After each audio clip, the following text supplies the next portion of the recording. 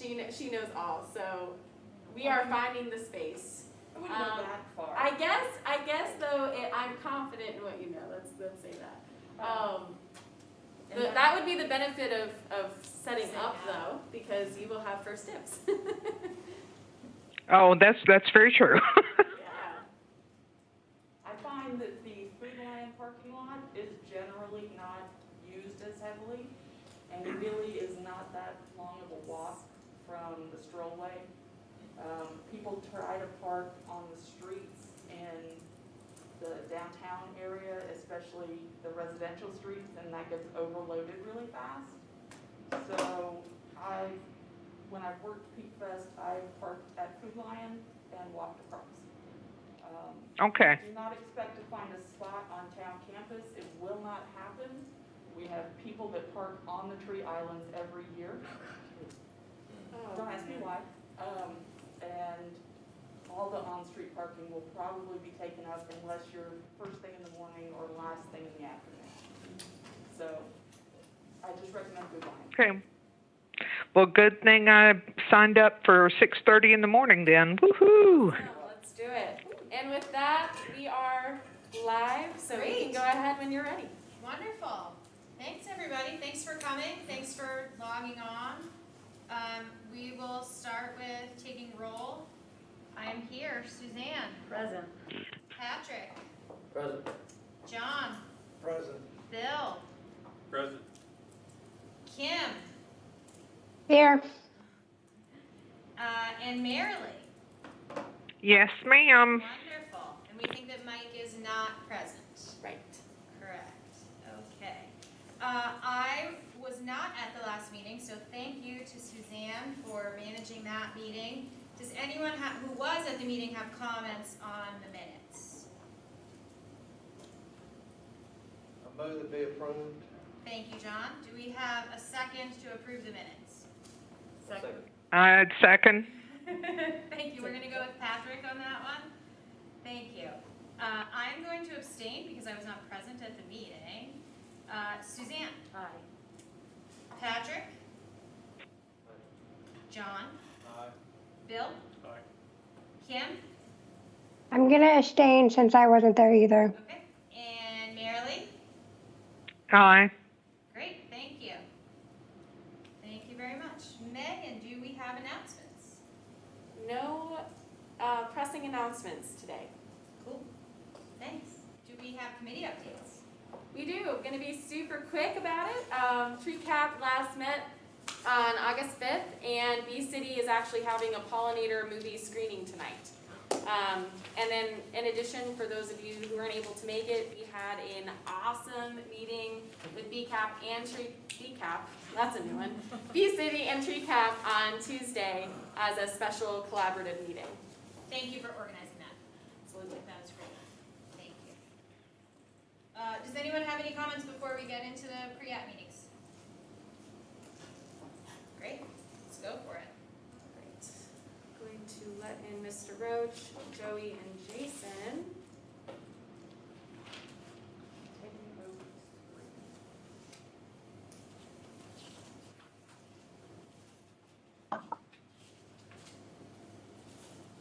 Mr. Roach, are you with us? Good afternoon, everybody. Hello. Good afternoon. Welcome.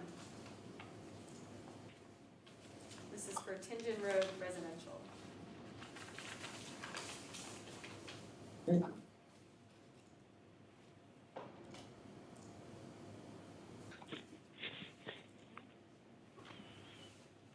And Jason Barron is also here with me this evening, listening in. Do you want me to just go through this, or how would you like to handle this, Madam Roach, Chair? if you could give us an overview on your project and on suggested zoning conditions that you are comfortable agreeing to, that would be a great start. Perfect, be happy to. So this property is just south of Apex Elementary School on Tingen Road. It's about 2.27 acres, as you see up on the screen there. The owner is also talking to additional surrounding property owners to see if we can bring in additional property, make a connection to the west to the James Street extension from Tingen Road. To the west there. Also talking to the property owners to the north At this time, Jason and I don't have any updates on those properties, so we are moving forward with the proposed rezoning for the 2.27 acres that you see here. The project is proposed to be a townhome development for workforce housing, so a little bit lower price point, entry level price point there with the existing townhomes just south of us. This will all be surface parking, no garages.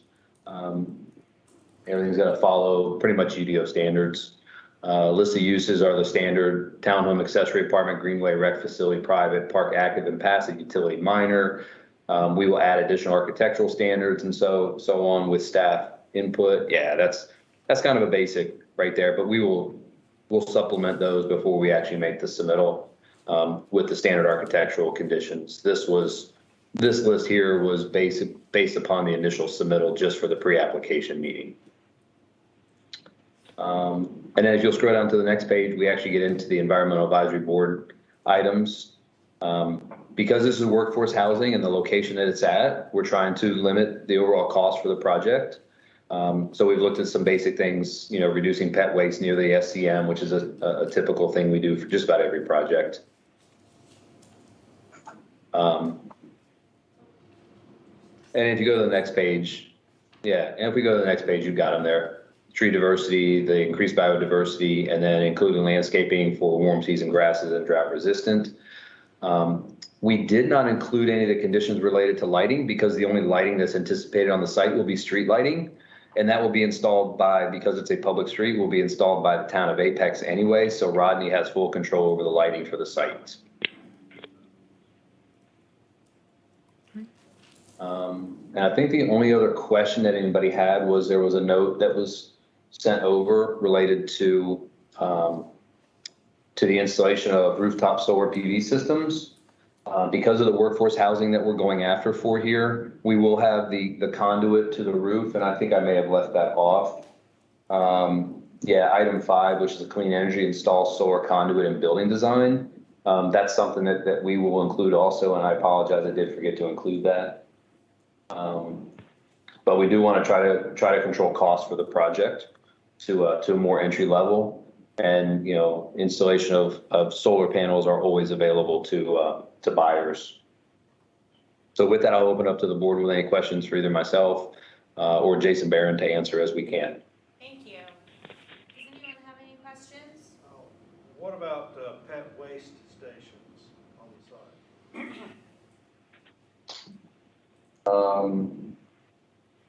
Item 4, pet waste stations. In addition to the signage, the actual stations, not just telling people about it. Yeah, I think we're okay with that. Is the list that's up there, can you scroll up just a little bit to the Tinger Road? Did we include it in our reduced pet waste? No, sir. Yeah, we don't have a problem. We don't have a problem installing those. Those are the signage and the pet waste. So Megan, if you want to add that to our list, that would be fine. Got it, thanks. Thank you, John. I hadn't caught that. Yeah. Does anyone else have any questions? I have some Go ahead. questions. Go ahead. Okay, so I noticed that this site is primarily a mix of hardwoods and pines, and noted on one of the maps that we received, there was a 32-inch and a 34-inch poplar tree, which look like they're going to be taken out. What is your plan for offsetting those? So we've got some pretty large areas in the back. The 34-inch poplar is the back of a group of 4 townhomes in kind of the northwest corner. We've got a fairly large area behind it. I think the idea is to evaluate the grading of the site to see if it's an opportunity to avoid it. But being that it's such a large tree, I'm not sure that we can with a huge root system. I think the commitment would be to try to save it if possible. But they're both in really tough areas. Okay, and as far as the rest of the lot goes, are you planning on mass grading it, with the exception of the larger trees? We have to, with a townhome development, it has to be mass graded. And mass grading just basically means that we go beyond the right of way for the lot construction and then the SCM construction. So it is proposed to be a mass graded site. Okay, and I noticed on one of the maps we received, I think it may have been a staff comment, there was something about your buffers being extended and possibly platting into one of the riparian buffers. How do you think that this plan will change with regard to that? Well, I think as we get farther into the design, we'll find ways to avoid any buffers, any of the stream buffers. We have revised in the lower right-hand corner, there's the block of 4 in the lower right-hand corner. You can see the wetland area that comes through there. We've revised the plan since our pre-application meeting was made, what was submitted. So we've got a lot of different revisions that are going on as we get the survey from Smith & Smith on wetlands and trees and boundary and easements and such. So it's still a fluid design, but those are items we're not going to get approval from the Corps for impacts of those wetlands there. And the ordinance is very clear, we can't plat lots into the buffer like that area right there. So we're still working on the site plan and making modifications to avoid those issues that we know we can't build. Okay, and has that stream, has a determination been made on it? Is that why the buffers end where they do? That's where it ends as a perennial stream and goes to intermittent? Yeah, it actually ends as an intermittent right there. At the top, yeah, that northern edge, that's the end of the intermittent channel. There's a channel that continues, but it's just an ephemeral stormwater channel with no buffer associated with it. That has been made, the call has been made by our consultants, the owner's consultants. The next step is to move forward with them actually getting the Corps and the town out there to confirm those calls. And again, if something changes, the site's fluid, so we'll make modifications to the layout to accommodate. And one final thing that I noticed on the old USGS 24K topographic maps, it appears that there is the word CEM over this parcel, which typically indicates a cemetery, and I know that there can be erroneous things on those maps. Have you done any GPR or any record searches to confirm that? We have not. The surveyor has been out there and has walked the site extensively, picking up the trees and creeks and streams. Smith & Smith is a local surveyor and has not identified the location of any grave sites or any known grave sites. Part of our environmental report also includes the flora, fauna, endangered species, any historical, and historical could mean not only buildings but also grave sites that people are aware of. So there's still a lot of work left to do on the site to identify what's there, but we're not aware of anything at this point. Okay, thank you. Uh-huh. Does anyone else have any questions? Well, I have a comment, I guess, if you don't mind. Sure. I was the one that wanted to see 8 systems of 4 kilowatt each on these buildings. And the feedback was it costs too much. But the situation is when you put solar in, when you build the building, the amortized cost of the solar is less than the electrical cost that it replaces. So the cost of the building to the owner would be less with the solar. I just want to make that point. Okay. And everybody says it's too expensive. It's not too expensive the way you amortize it over a 30-year loan. Absolutely not. Would you agree, Mr. Roach? Good evening, Mr. Jensen. Glad to hear from you, always. Nice to talk to you. I will tell you that in our experience is that it's very early in the process to start talking about solar, and the way the ordinance is written, one of the things that council has the ability to do is to reduce the percent RCA on the site and to give some other benefits for including solar. So to give up solar or to commit to solar at the EAB meeting is not in the client's best interest. It's to do that in a discussion with the council members as we move forward with the zoning process. So, Mr. Jensen, it's still on the table. It's not that we're not going to do it. It's just that I think this is a little bit early to commit to the solar condition. And Mr. Jensen, I apologize. You're going to hear this from me that exact same thing 4 times from me tonight. You're going to hate me on all 4 of them. You're very redundant. I apologize in advance. Well, never too early to commit to solar in consideration of what's happening in the world, Mr. Roach. Well, it's never too early to ask for it, Mr. Jensen. I agree with that. And we'll pass it on to Joey and the other clients as well, and to get their feedback on it too. I'll be Okay. able to talk to Joey myself. It can always be a recommendation as well. The recommendations aren't set in stone, and the developer and the applicant don't actually have to commit to it. No, I recognize that. Okay. It's always nice to hear yes once in a while. Okay, thank you. with us on Microsoft Teams have any questions or comments?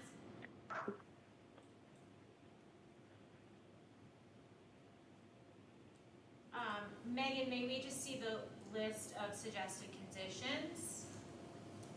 And is there anyone who'd like to move to accept that list? And I'm happy to put Bill's suggestion on the list. Yes, move to accept with Bill's suggestion. Thanks, Merle. Do we have a second? Second. Thank you, John. I will vote in favor. Suzanne? Comment at this point, did we say something about installing pet waste stations? We did. Yes. Oh, there they are, okay. Aye. Thank you. Patrick?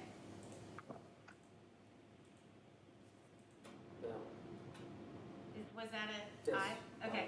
John? Aye. Yes. Bill? Aye. Kim? Aye. And Marilee, I'm going to take it as you made the motion that you're voting in favor. Indeed. Great. Thank you all very much.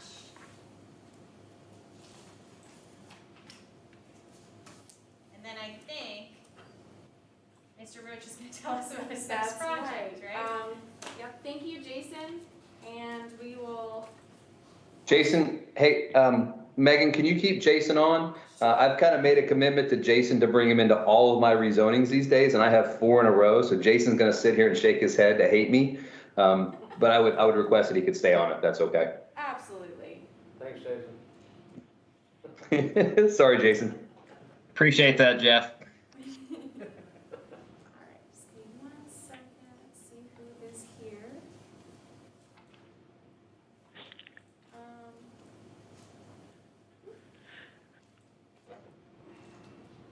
And Jeff, it looks like the other project representatives are not in the lobby at the moment, so I think we can move forward. That would be fine. So Scotts Ridge, we're calling it Scotts Ridge office. We've got a number of uses associated with non-residential use there in front of the existing school up on Apex Barbecue Road. These 2 parcels were left out. There was an existing residential home that was left out when Scotts Ridge purchased the property and built the elementary school.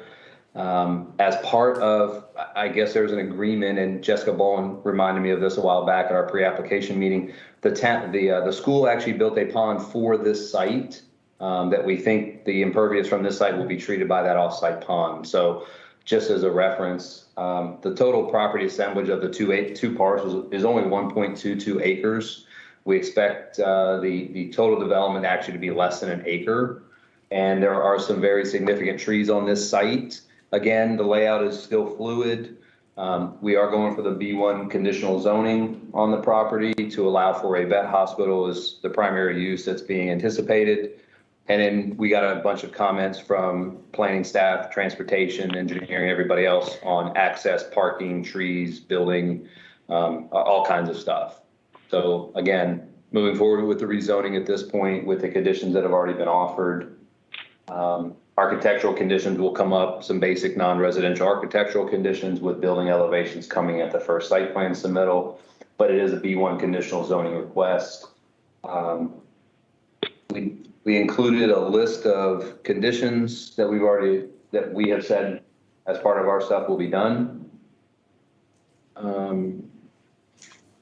Yeah, there's a list of uses if you want to see them. We've pretty much restricted it to the neighborhood business type establishments that would be appropriate in front of an elementary school. And I think if memory serves, there were a couple comments from staff. They wanted us to remove 1 or 2 additional items that will come out as part of the zoning package too. So what is your certainty that this will be a vet clinic?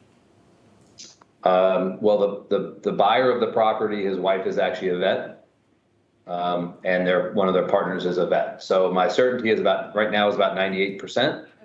that it is going to be a vet hospital.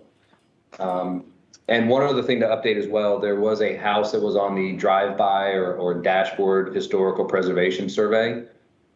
We actually have a letter from Jeremy Bradham over at Capillary Preservation that says the house is not historic. So the house will be coming down on the site, and there are a number of large oaks on the property that we're evaluating which ones are in best shape to save. And so our site plan is gonna have a lot of change to it as we identify those trees and which is the best one to keep and which ones are dying. Okay? That's why we have the first condition there, the preserved tree canopy and prioritize medium to large, healthy, desirable species, because we do have large trees on site. And then on this one, we've actually committed to the lighting conditions, which we've talked about in the past. Most likely they will be rented poles from the town of Apex. But we went and included the condition here as discussed. And then I see the recommendation of the 14 kilowatt from Mr. Jensen. As stated in the previous one, it's early to commit to it, and it's something that we just need to talk to the client about it and see what their threshold is for installation of solar. With that, I will turn it over to staff and the board. I'll just go first and say I echo Bill more strongly on this one because this is a business. So to me, the solar becomes more important. In the workforce housing, I can give some ground there, but I think for a business, I feel like the solar panels become more important. All right, I will take that to the owner, and we will make a determination prior to going to our meetings with the council members to see if we can commit to it. Thank you. Uh-huh. Does anyone else have any questions? Comments? I have a quick comment once again, of course. Sure. I'm very redundant. The 14 kilowatt, I think I tried to make a minimum request. I think that building would probably take 20 or 25 kilowatts if you've covered the rooftop. So 14 is just to say, take a look at it. So I'd like to, Mr. Jensen, I want to push back on one item there. I don't know if staff has the ability to go to the Apex Barbecue, the Google image from the street. If so, can you do that? Because you'll see what I'm talking about with some of the very large trees that are there. And I think installation of solar actually on this roof would be a bad thing, because there are huge trees there that we are going to try to preserve and work the building around it. And I anticipate that tree is going to cast a shadow wherever we place the building. So one of the things we'll look at, and we'll have an answer prior to going to our council meetings, is this a suitable site for solar on the roof? Will it produce anything? Okay. I appreciate that, and I hate taking trees out. I hug trees. Big trees. And, well, take a look at it. I think the north side might be okay because of the shading situation getting less, and 14 kilowatts is minimal. Okay, appreciate very much what you're saying. Okay. Other questions? Is there anyone online who has any comments?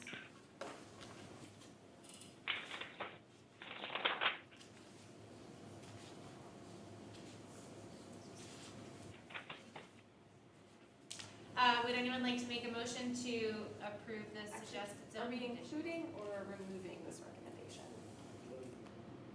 I think Bill and I would like to include it, is that correct? Yeah, I'd like to conclude it subject to shading requirements. Sure, absolutely. That works. Can you restate the question again, please? Would you like to make a motion to approve the suggested zoning conditions? Adding solar? Including that one, yes. Adding solar subject to subject to Further shading research. conditions. So there's an out. I mean, there's an out anyhow, but. Good. Okay. I'll second. Sure, by all means. I just had another question. If it's determined that all of those large oak trees are not worthy of being saved, what is your plan then? Could you commit to increasing the number of native hardwoods that you plant back if you cannot save those oaks that are already there?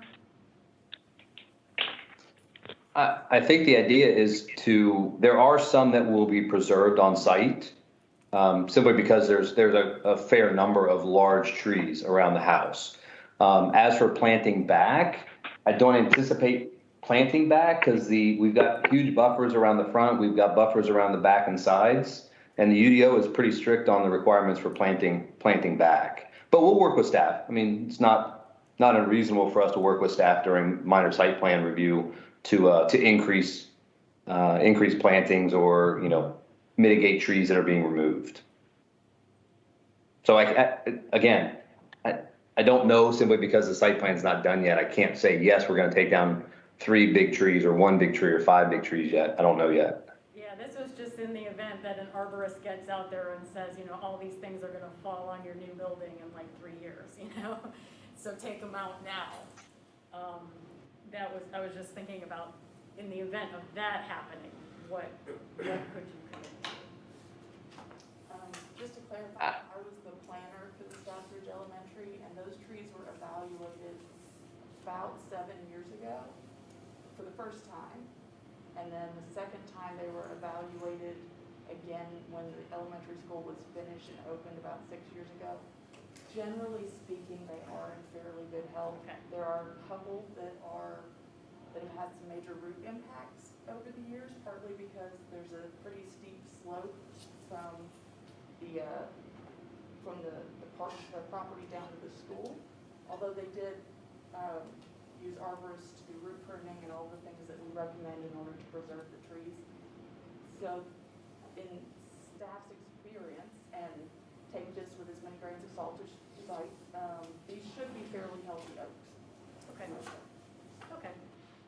I just happen to have that. Okay, thank you.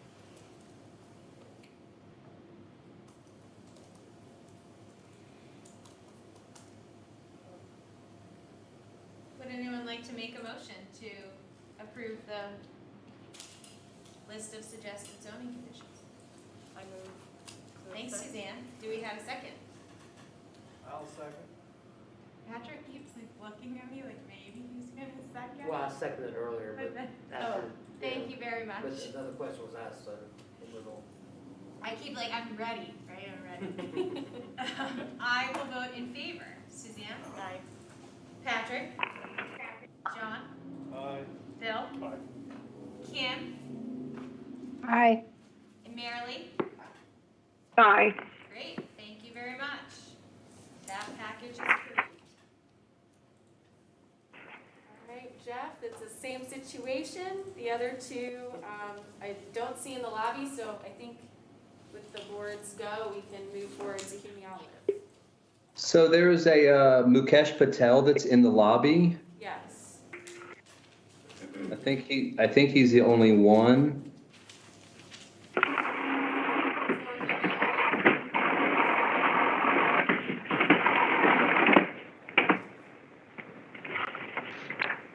Jeff, would you like me to admit that individual?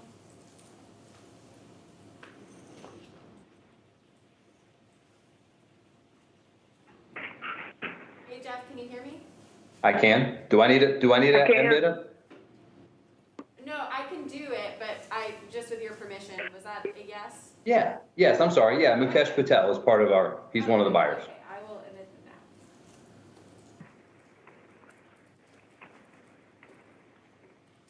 Hey, Mike, this is Jeff Roach. Can you hear me? Just want to let you know we're going to get started. There you go. Mike, you're still on mute. So just want to let you know we're going to start through and make the presentation to staff. Okay?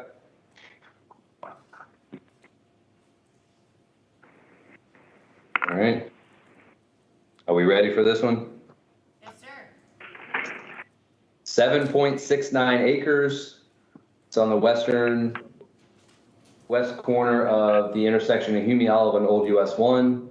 There are 2 parcels. The corner parcel is the David Ray Powell piece, which is about 1.77 acres.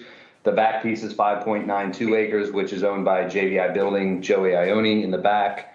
We are coming in with a B1 non-residential rezoning request for a list of uses that are generally, they're all commercial in nature. The goal is for a C-store somewhere in the corner. Mukesh Patel, who was admitted a minute ago, is working on the C-store while Joe Ione has the 6 acres in the back, and we'll look at that as a non-residential type development. It could be an office space, it could be restaurants, it could be, a number of B1 uses in that location yet. But to start through the zoning process at this point. A lot of this actually plays into what's going on across Hume Olive with the Holland Road mixed use for utility access, specifically sewer. So it's the right time to start the rezoning at this hard corner for this. We've had our pre-application meeting with staff. The layout that you see was a pre-application zoning submittal, pre-application everything, with the C-store at the corner. And we show 4 buildings here. It may change to a single building on the west, single large building on the west side of the property. It may end up with 2 buildings or 4 buildings or 6 buildings. It's still fluid at this point, with a shared stormwater pond there on the western side. Mike Patel and Joey are working together on stormwater controls, perimeter buffers, offsite roadway improvements, access to Hume Olive, and a number of things. Standard list of conditions for the zoning will be put together from an aesthetic standpoint, as well as any buffers, offsite roadway improvements from staff and so on. And then from an environmental advisory standpoint, the conditions are highlighted. If staff can pull up the list of conditions we've already agreed to or that we've put in our application.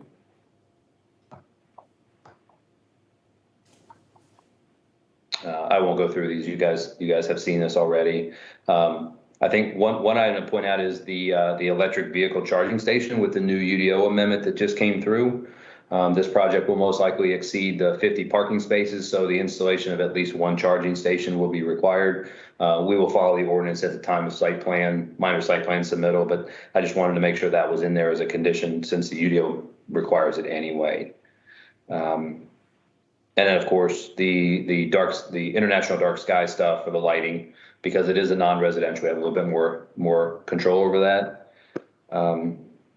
And then the 2 conditions that Mr. Jensen asked about, again, leaving up Joey Ione is actually a proponent, he's in favor of solar panels on the roof, so it's something that we will discuss with him prior to go into the zoning hearing with the council members. And with that, I will turn it back over to staff and the board to any questions you guys may have.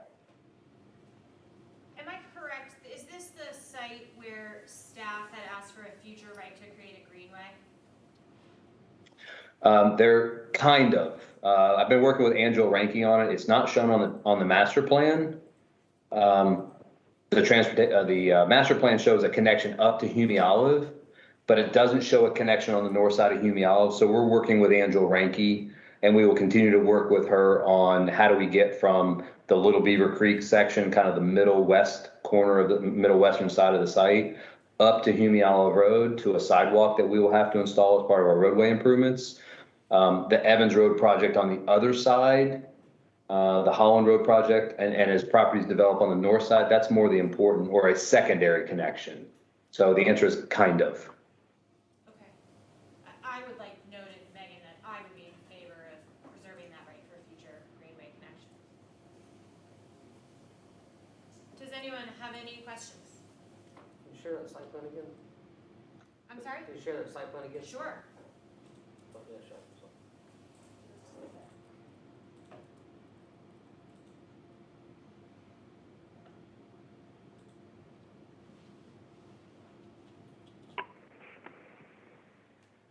And the discussion with Angela Ranky was to come on the western corner, right about there where the hand is, get onto the property and then stay along the western boundary, and either meander through the proposed buffer or on the western side of the site up to Hume Olive Road. Once it gets to Hume Olive Road, it will turn into a sidewalk per the transportation master plan. And then whatever is across the street will at some point have a crossing. From a Parks and Recreation standpoint, we don't want mid-block crossings. So it will then direct people either down to Hume Olive Road, Old US 1, or up towards Evans Road where there are pedestrian controls being proposed. Thank you. Mm-hmm. And so, have you determined yet whether or not a stream channel did reform after the draining of that pond that was on site? Are there going to be riparian buffers there that potentially the greenway is going to have to contend with if it goes there? It is our understanding that on our site there are no creeks, streams, wetlands, or buffers per the plans, per the site inspections from the environmental guys. Once the pond was drained, all that went with it. Okay, so no jurisdictional wetlands formed at the bottom? That's of the correct. pond was? That's correct. And we'll verify that. We verify that with public works staff, with the environmental staff, as we go farther, again, as we get farther into the process and the project seems to be becoming a reality, that's when we go out there on site with Army Corps and the town of Apex staff to get that confirmed. And so where are your resource conservation areas going to be? So we've got perimeter buffers on the site. We've also got part of the stormwater control actually counts as well. We're also looking, because Joe Ione also developed all of Bella Casa. There are some residual parcels within Bella Casa that we are looking at as possible offsite RCA, offsite resource conservation, that Joey can donate as, I say donate, can then protect as offsite resource conservation. 50% of the resource conservation can be offsite. And on the 6 acres on the back, there's, other than perimeter buffers, there's really nothing left on the site. So it makes sense. Yeah. I'm sorry, go ahead. Are your parking places right up against the stormwater pond? I'm sorry, say that again? Do you have parking places that are gonna be right up against the stormwater pond? We do. It's not unusual to do it that way, to have it as an amenity on the site. But there again, remember, this is a fluid, it's still a design. Joey doesn't know what his users are yet. So until those users are identified, and whether he ends up with 4 buildings or 2 buildings or 6 buildings, the location of the stormwater pond needs to be in that, along that western boundary. Okay. And are there any plantings planned for, I understand your plan is fluid, plantings planned for within, among the parking lots to provide parking spaces, to provide trees or provide shade rather? Oh yeah, absolutely. Yeah, each parking space is required to be 40 feet from a large tree, or 20 feet from the trunk of a small tree. We can't go more than 12 spaces without a landscaped island. So yeah, we have, the ordinance is very clear on where we park and everything. So there will be trees all over the place. This is just, like I said, a concept drawing to get the discussion started. Okay, thank you. Yes, ma'am. Other questions? Questions from anyone online? Megan, can we just return to the list of conditions, please? Thank you.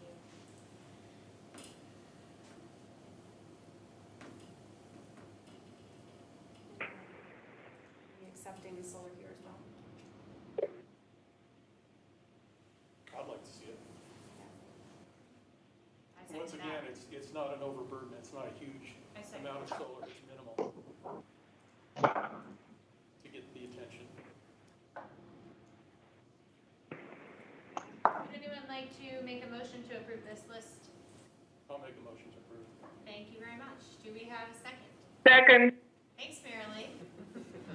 you're welcome. I'm quick on the draw. I really appreciate it. I will vote in favor. Suzanne? Aye. Patrick? Aye. John? Aye. Bill will vote in favor? Yes. Kim? Aye. And Marilee will vote in favor? Yeah.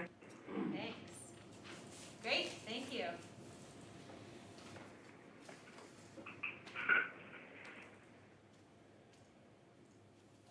All right, we are in the same boat to move right along to Old Abbey. Let's do it. And guys, you can, Mukesh Patel, Mike, I'll call you tomorrow, but you guys can excuse him from the meeting too. Okay. Thanks, Mike.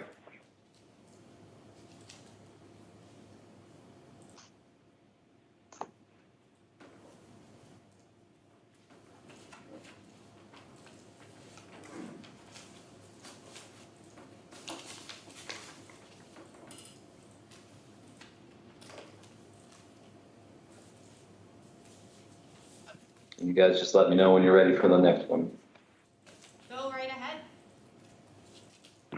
8.82 acres west of Old Ivy Road, north of Jenks Road, east of Vine Pond Court and the Preserve at White Oak Creek area.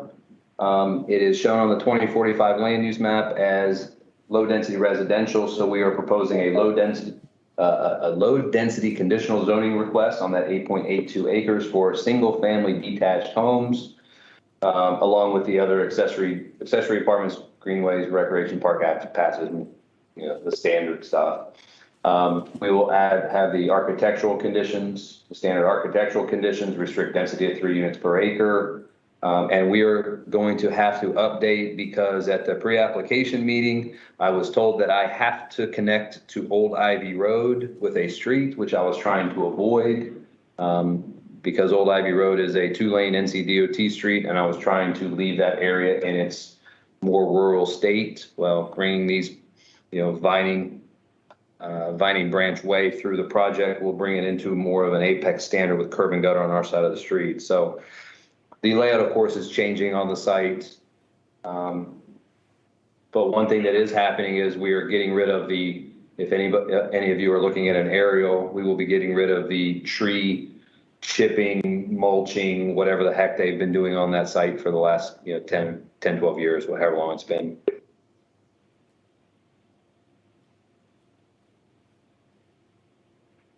So it is a single family residential development. So some of the conditions are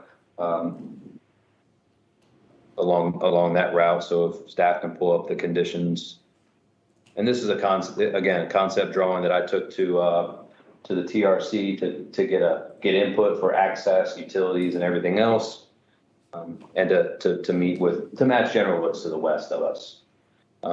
As for the conditions, pretty straightforward. Increase of the 25-year storm. You guys can see included the pet waste around the SCM to reduce flora, fauna, seasonal, warm season grasses, solar conduit from the building to the roof, and then a lighting designation, of course, will be from the town of Apex's standards, which I think they can meet the 3,000 Kelvin now for those outdoor installation. And then we will talk to the owners, as Mr. Jensen has asked, about the solar condition. Any other questions? Any questions from the board or staff from my standpoint? How many homes is it total? 23. 23. It's maxed out. The maximum is 24. Under the low density, it's capped out at 3 units per acre. So the maximum is 24. And just depending on how the layout works out, it may be 22 to 24 units.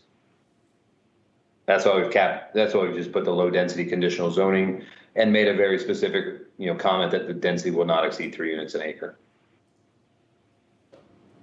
And resource conservation, everything else will be on this project will all be on site.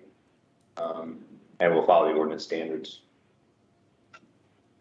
Does anyone have any questions? I do. Go right ahead. I noticed there was a staff comment, I think, on this one about you'd have to add RCA if you were gonna mass grade the site. Do you plan on mass grading and adding in 5% RCA? Yeah, it's a UDO requirement anyway. If we mass grade the site, it's an additional 5% mass grade penalty. And the location right now is minimum 30% with single family mass graded developments, and we add the 5% penalty. So our goal at this point is to meet the requirements of the ordinance. Okay, and so do you have any idea with the change in your design, like where those RCA areas are going to be? Excuse me. It is our anticipation that the RCA will be on the northern piece of the property north of Vining Branch Way. It will be in the perimeter buffers, and then there's a lot of landscaping along Old Ivy Road that we plan to keep in place. As well, it's actually a pretty funny, if staff can pull back up the layout of the site. There's a long finger that parallels Old Ivy Road that almost goes all the way up to Jinks Road. That will be the majority of the resource conservation area up there. Yeah, that long finger right there. There's a lot of pine trees and some hardwoods in that area that we plan just to stay out of. Other than road widening work, road improvements, that's where most of our RCA will be. Yeah, I know you don't have any, it didn't look like you had any streams on your property. The headwater area looks like begins just north of your property, and then a subdivision off that way did have some RCA around the headwater areas of the stream. So if you could smush it as much RCA in that northern part of your property that would be great to sort of, get that headwater area that might be there. That's not necessarily a stream or not buffered or anything like that. I would recommend. Yeah, that's a great point. From a creek standpoint, the creek is actually fairly far off of the property, based upon the topography. That creek is 180 feet north of our northern boundary, so it's up pretty far on the adjacent site. So, but yes, I get your point. And we'll, as we revise the layout because of the connection to Old Ivy, we'll definitely look at where the best place to preserve any trees that are on site is. Yeah, this might have been another creek that starts up, another tributary that starts up more to the northwest.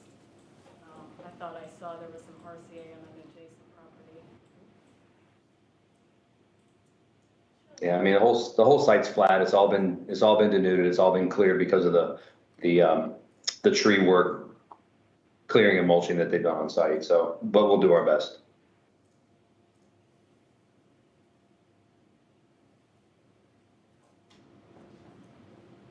Does anyone else have any questions?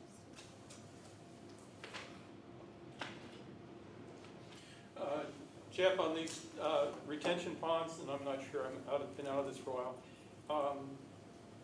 The residual water that's left in there prior to a storm coming through, do you guys maximize that volume now? Try to maximize it, go as deep as possible, because some of these stormwater ponds are fairly shallow, or the old ones were. Yeah, so Mr. Jensen, what we've actually done lately is we've actually, in the residential developments, we've actually switched to a lot of constructed wetlands over a wet pond, because a wet pond is basically a 3 to 4 foot deep just hole in the ground waiting for a kid to drop a ball into it. With the constructed wetlands, it has a higher plant diversity. It actually does a better job from a water quality standpoint, and it typically sits with about 12 to 18 inches of water full time. So we think they actually work better. It takes a while for them to grow in, but those work better and they actually retain a little bit more water. That's why we were able to commit to the 25-year storm on this site. I'm applauding you.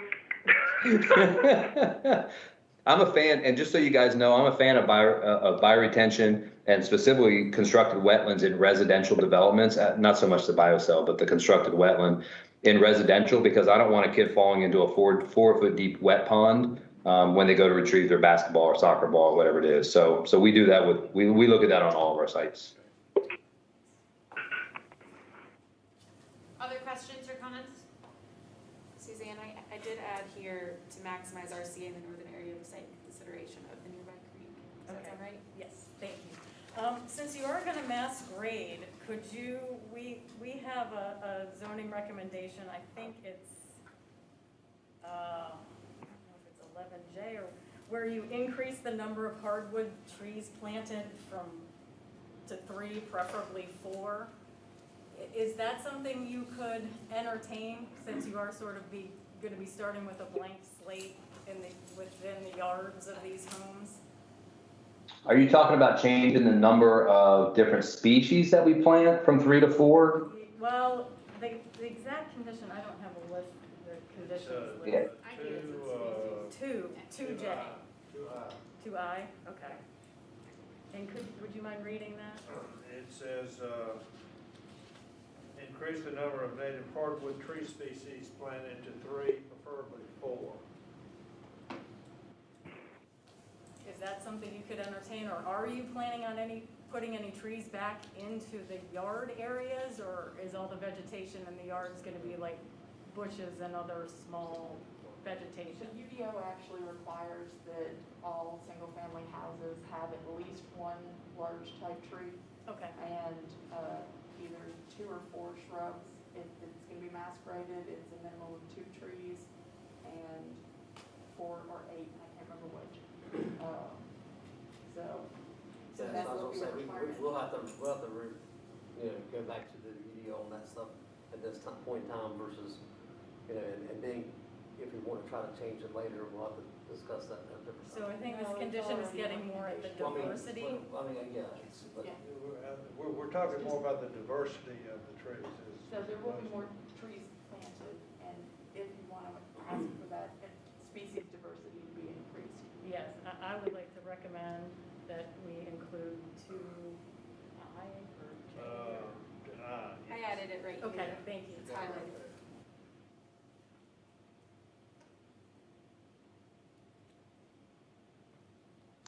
And just so you guys know, that 3 to 4, or the change from 2 to 3 to 4, whatever it is, with 22 lots, I don't think it really matters. But when you get up to 150 lots, now you have buying power, so it makes sense to go to 3 or 4. But I think with like 20 lot subdivisions, it doesn't really matter. It's not, you're talking about a difference of 3 trees or 5 trees. So I don't think the owner's gonna have an issue with it. It's just us remembering to do it as when we do our landscape plans. What size trees do you usually put in? Is it 6 foot? The trees are actually put in based upon caliper. So Shelley, correct me if I'm wrong, 2.5 inch, I think is what's required. 2.5 inch and 12 feet tall if they're hardwood, if they're large type hardwood. It's 1.5 inch and 8 feet tall if they're like dogwoods, redbuds, that kind of thing. And 2.5 inch, 8 feet tall if they are evergreen trees. That's what's required, that's the minimum size required by the UDO. Developers can install taller if they want to, but that's the minimum. See, I kind of thought if they did the minimum with the UDO requirements, then if they added more trees, allow them to put in smaller trees, because I've seen where you put in a small tree and a big tree side by side, and then 5 years later, they're both the same. The impact of the small tree is less. So if you could get developers to put more of the smaller trees in, that might be a way to get them to do that. Unfortunately, Mr. Jensen, the UDO doesn't give me that opportunity to put it in 1.5 inches. So the 2.5 is minimum what we have to do. So that, I mean, it makes sense, a little bit larger tree, a little bit taller. So that's what we commit to do. I mean, that is something that staff can look into for a UDO amendment for anything that's over and above the minimum requirements. I agree with you. I've planted several very small trees that catch up to or exceed the height of my very large ones. Part of the problem with it, though, that we've run into in the past is a public perception issue. As you all are well aware of, I'm sure, when somebody takes out the trees and then puts in the little individual ones because they had to install the subdivision, even the ones that we require look kind of puny. And just when you're comparing them to, like, a 30-inch oak that you might have seen, they're not puny trees by any means, but the comparison is difficult. And so we actually get a lot of complaints from people because it doesn't look like they've planted significant enough vegetation back, even though they planted the minimum required, and in most cases have actually exceeded the minimum number and everything. Most of our developers do a great job of exceeding those minimum buffer requirements. It's just that trees need a chance to grow before they really look impressive. Till they get their maturity. So initially, it's, it may look like Shelley's saying that after a 5-year growth period, then their canopy changes quite a bit. So in some cases, 2 to 3 years, maples, and even though we don't allow red maples anymore, but some of the other maples, and some other species do a great job of just shoot straight up in 2 or 3 years. But that initial shock is what gets people. It's the same thing that we have with lighting issues. Is you go from a corner that never had any lights at all to a place that's reasonably lit that looks really intense all of a sudden. So. And also, if you start crowding plant material initially, it doesn't ever give the other plants a chance to grow because it chokes them out. So that's something. I got a site in Cary that's a fantastic issue about that. So, yeah, I think where you guys are is great. We try to find a middle ground so that people aren't looking at, like my boyfriend likes to tell me, planting sticks in the ground in the winter, and versus, being able to actually see it as a tree. So it's kind of a balancing act, but we can definitely look into doing that for the trees that are over and above. If you'd like. I appreciate it. I should at least look into it. it up the flagpole, as it were. Pardon me? I can run it up the flagpole, as it were. Okay. Thank you. Do you have any further questions or concerns? Would anyone like to make a motion to approve this list of suggested conditions? I'll move. Thanks, Suzanne. Do we have a second? A second? Thank you very much, John. I will vote in favor. Suzanne? Aye. Patrick? John? Aye. Bill? Aye. Kim? Aye. Marilee?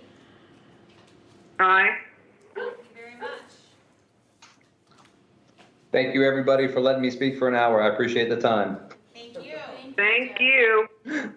Bye, everybody. Jason's Thank you, still Jeff. on, but Jason, thank you as well, sir. Yeah, Jason took off. I sent him packing a minute ago. He's expensive. He's an attorney. I understand. Thanks, guys. I noticed Jason shaved since I last saw him. Yeah, got rid of his COVID beard. All right. Thank you, everybody. Have a great night. Thank you. Thank you.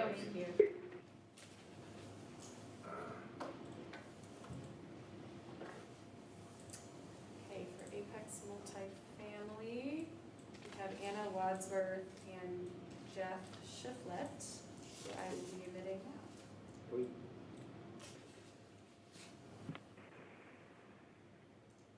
Hi, Anna. Welcome in.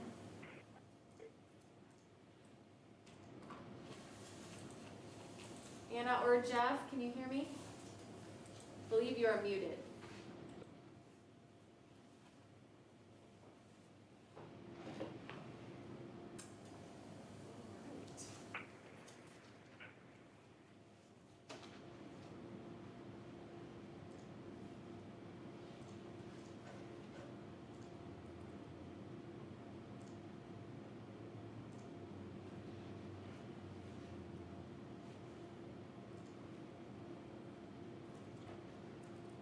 We try to chat if they're not able to hear you.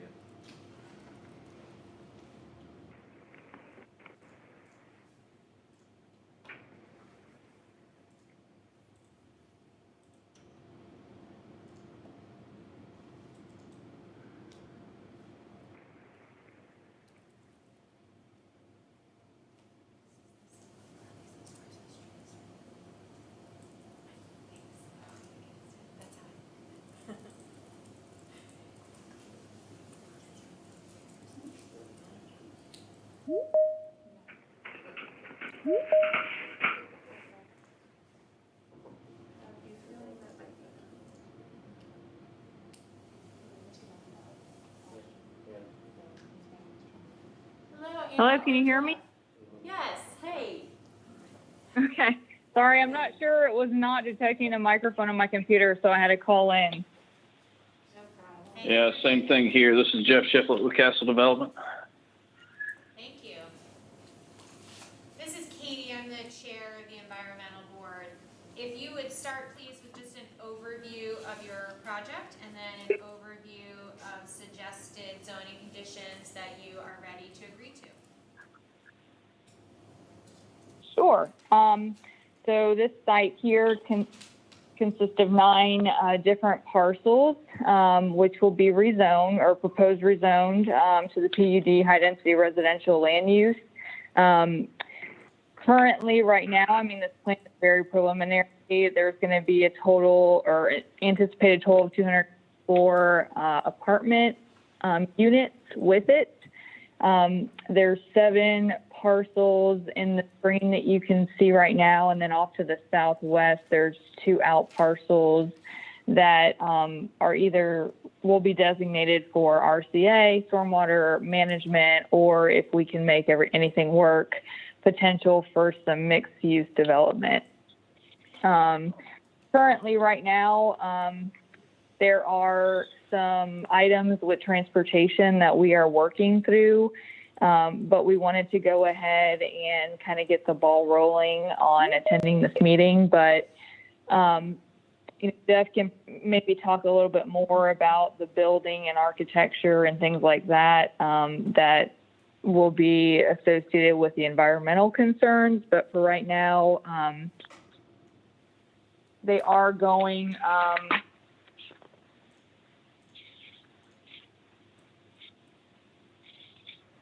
Sorry, it was breaking up. They are going after the NGBS green certificate as one of the conditions. They will be installing pet waste stations. They will be including the electric vehicle charging stations. Obviously we will have stormwater management on site with the intent that if we can and have enough space to increase it to the 25-year, we can. There are some lighting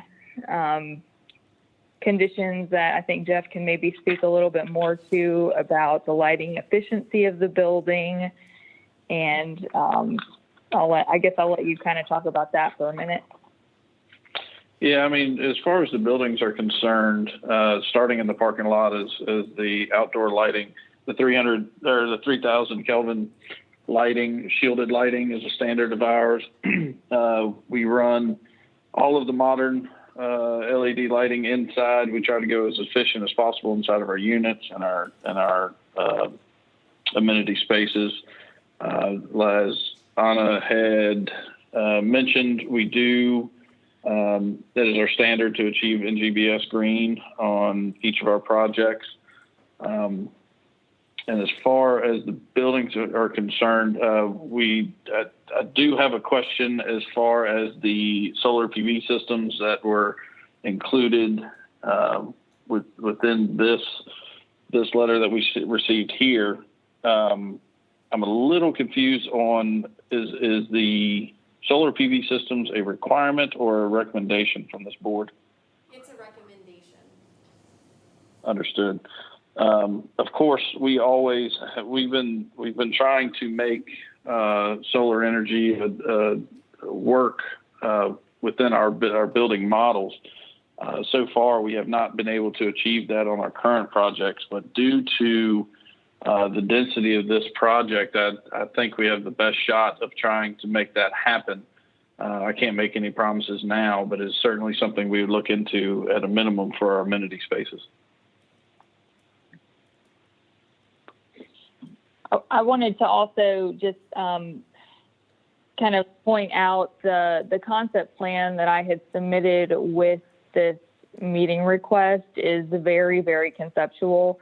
So a couple of the comments regarding the landscape buffer requirement, that sketch did not really include the required landscape buffers for this site. I mean, it's not dimensionally shown correctly because this was done as kind of a very high level conceptual. So, once, we begin to actually lay the site out per, the UDO and engineering, constructability, we will include all the required buffers along the street frontages as well as the sides and rears of the lot. Thank you. Does anyone have any questions? Yeah, one concern I have is you're taking what's basically a big field and turning it into a parking lot. I'm somewhat concerned about what kind of stormwater runoff you're going to create to the adjacent properties. Okay, well, that's a completely valid question. So this site obviously is very dense with impervious area. So stormwater will be a challenge. We have not fully designed that yet, but our intent just initially looking at the site is going to be kind of a combination of different things. If we can make bioretention areas work in the landscape areas and provide more landscaping beds, we certainly will incorporate those into the design for treatment. There are devices that are approved by DEQ by Context that are Filtera devices that will treat the water through just what appears, from, ground level as just a landscape bed or tree planter. But it actually is filtering water that way and reducing your nitrogen and phosphorus runoff. Our intent, and although we have not shown that on this concept plan, is to keep the 20% RCA requirement, we intend that if we can use the adjacent lots on the south side of North Salem Street and also provide stormwater management that way. So we would basically use obviously a culvert system, drainage system if we can, in conjunction with maybe some underground detention and all the other treatment devices that I just mentioned, and have kind of a combination of a system to make sure that, one, we contain all the runoff that we're adding by putting all this impervious area, and we're meeting the requirements of the UDO and DNR.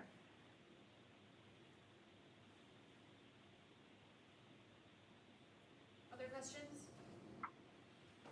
I thought underground retention was not as good as surface retention ponds. Is this?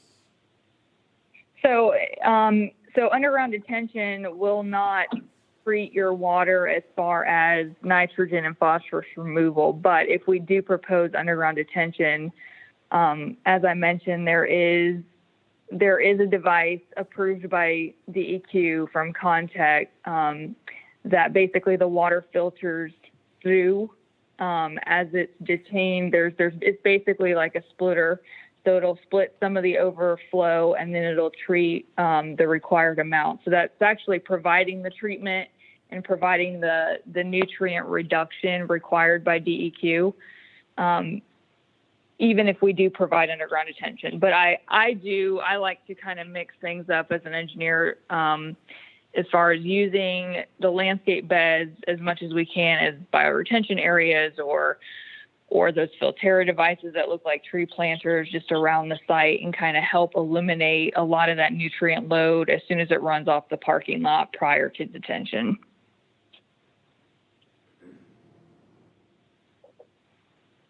There's still a lot to be done here as far as parking requirements and making sure all the spaces are there, and then also determining the potential bio areas within the parking lot. So, I mean, very, very early site plan stage.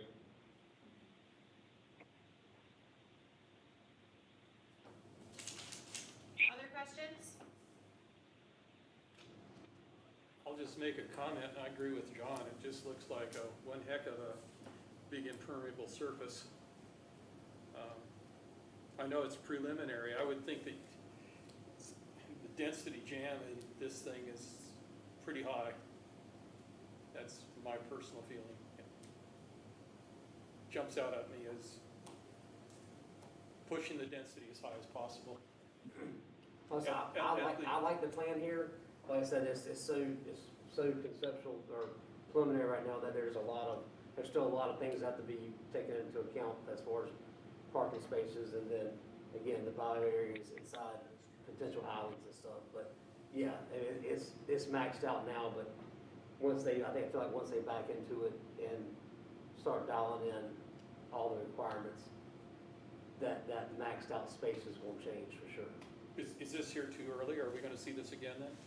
But you can make a recommendation. Well, so I just made a note here that this is one of the plans that I feel like that it does come to the staff here, or to the board here, a little early, for us to make comments, in relationship to buffers or bioretention, that kind of stuff. This is a little early in the conceptual plan versus where we can really truly make comments to the plan as a board.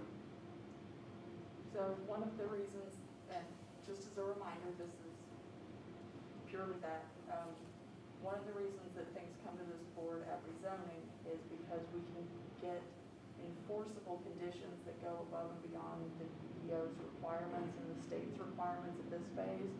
So while I completely understand that these are very preliminary sketches, to be honest, you guys are getting exactly what staff gets when we look at these. And we kind of have to think about them in terms of this is an option that is being shown, and it's used to help you get a visualization of what could go in. It is not, however, exact. The layouts that are presented at rezoning always change. much more, some much more than others. So, thinking about these in terms of, you know,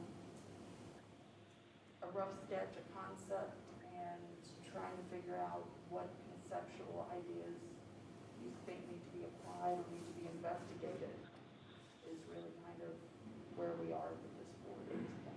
And that can include like an if-then statement. It could. And You Jeff, can by the way, feel this is free, Patrick Adams. Bill, who to made that make a statement. recommendation.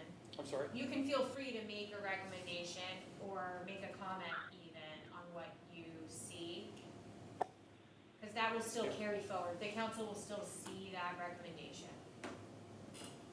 Okay, I put in the recommendation on the solar already, but I just, my feeling is that the density is more than it should be for this site. In my experience, it probably will not be quite the number of units that are shown. That generally comes down a little bit. People always aim really high and then you find out all the nitty-gritty parts that have to go in and it comes down. On the other hand though, this is just purely informational. This area has been identified for apartments specifically on our land use map, partly because it is along a transit route. Sorry, I lost my words for a second.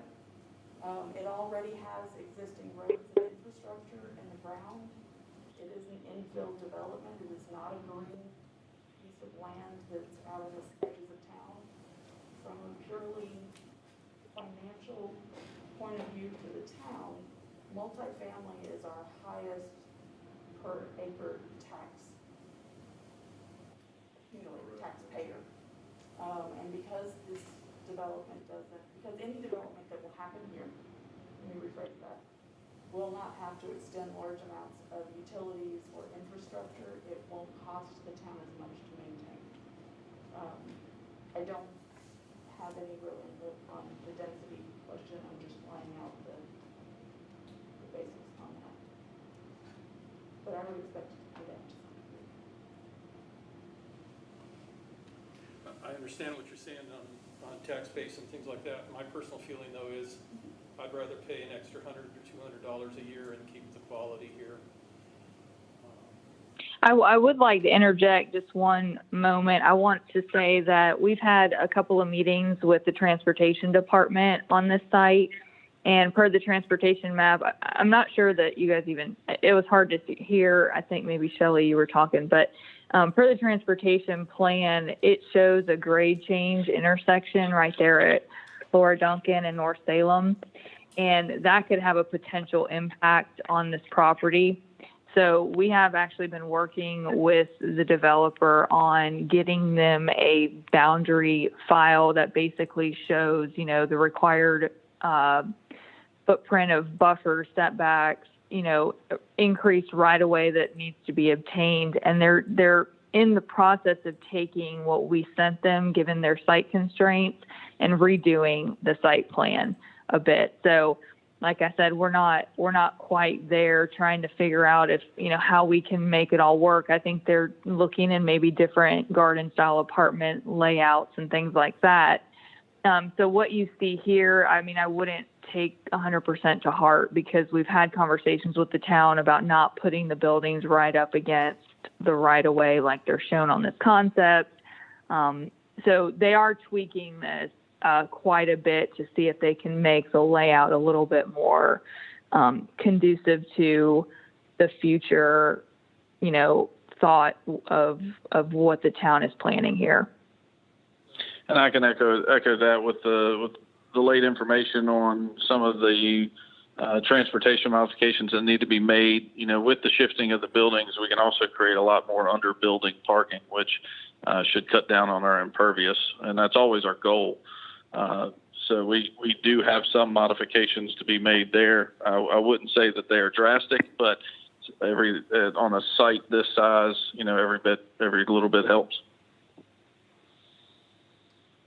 So this grade separated interchange is actually something that's on it's not just a town of Apex thing, it's actually a municipal routes, carry, et cetera.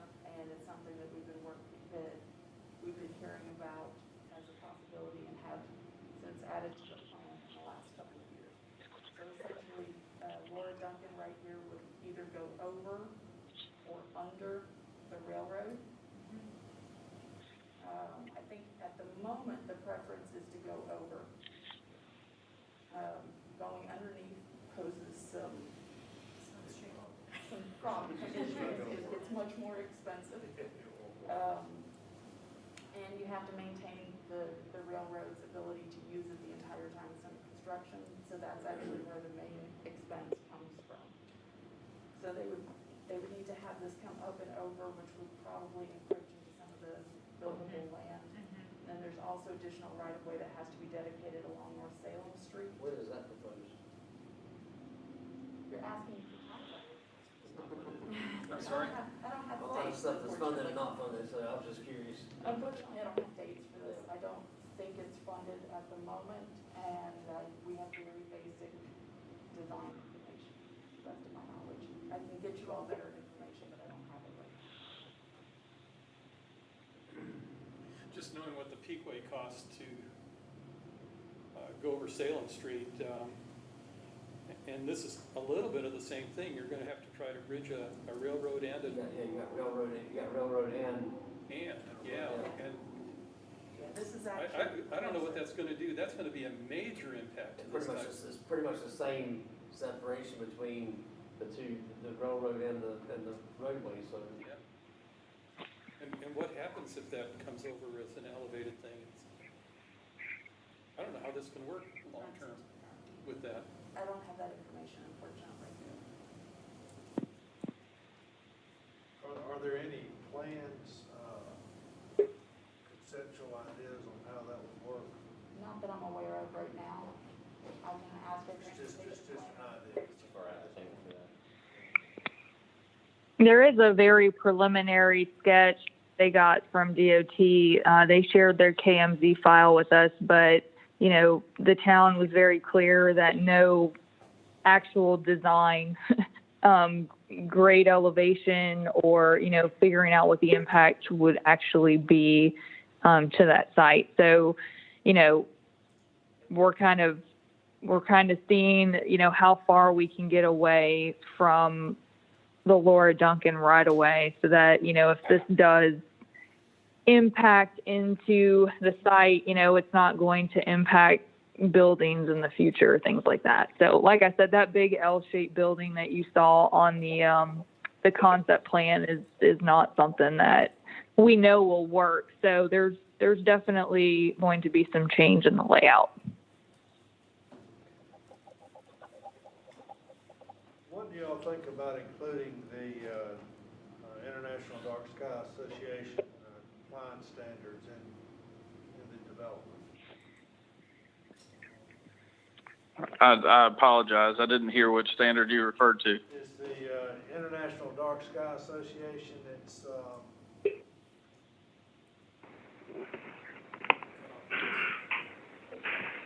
basically with lighting would be 3,000 Kelvin or less, minimizing blue light,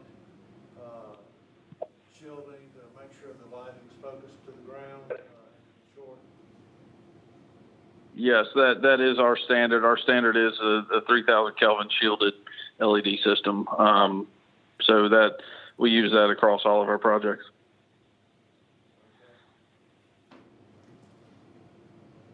So it seemed like these apartments, you're trying to make them a little bit dog friendly. I saw you had the dog park and the dog wash station.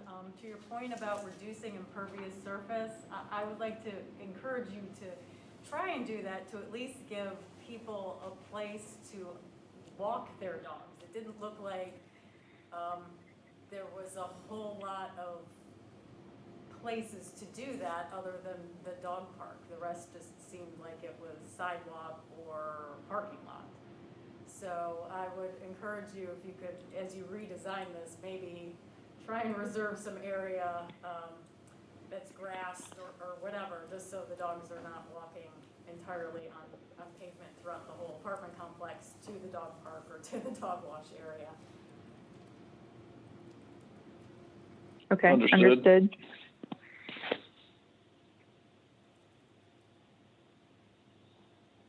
Great, do we have other comments?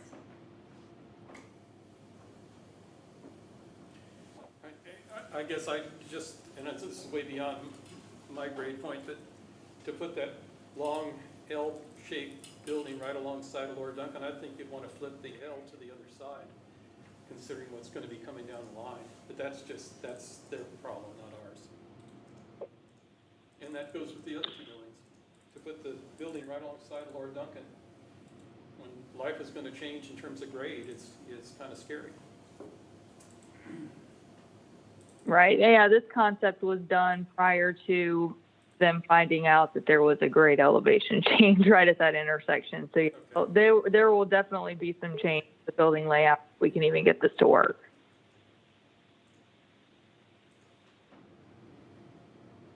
Would anyone like to make a motion on this list of conditions? Thank you, Suzanne. Do we have a second? Second. Thanks, Marilee. I will vote in Welcome. favor. Suzanne. Aye. Patrick. Aye. John. Aye. Bill. Sort of. Would you Yes. like to abstain? That is a choice. I'll abstain. Okay. Megan, so noted. Kim. Aye. Marilee. Yes, ma'am. Thanks. Thank you very much.